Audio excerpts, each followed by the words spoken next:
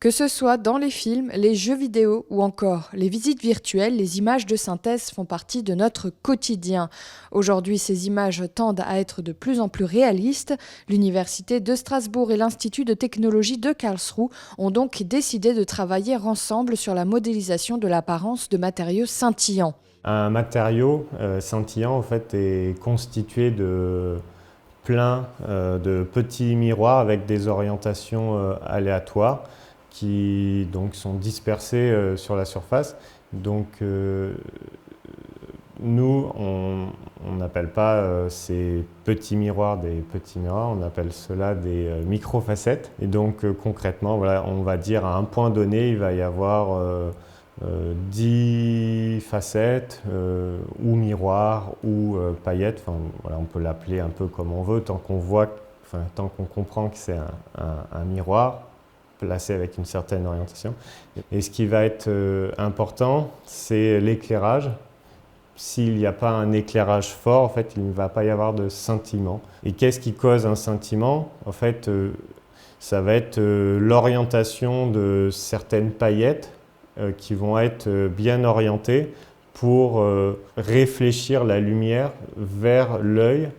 Les réflexions lumineuses de matériaux scintillants sont très intenses et varient très rapidement d'un point à l'autre sur la surface, les rendant difficiles à modéliser. Dans l'industrie du cinéma, par exemple, sur des images virtuelles très travaillées, on peut avoir un délai de plusieurs minutes sur une seule image et il en faut plusieurs dizaines par seconde. Le défi pour les chercheurs est donc de permettre cette modélisation en quasi temps réel. Souvent, on rencontre les mêmes compromis qui sont quelle est la mémoire qu'on s'autorise à utiliser et quels sont les temps de calcul qu'on peut se permettre.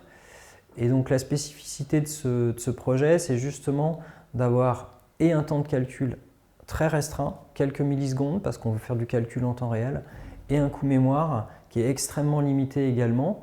C'est-à-dire qu'en fait, classiquement, pour définir le comportement de matériaux, ce tableau qui est plus brillant, ça qui est plus mat, ce qu'on va faire, c'est qu'on va demander à des artistes de peindre ça, on va stocker toutes les données, on va les transférer après sur la carte graphique qui est chargée de calculer réellement les images, et ça prend énormément de place.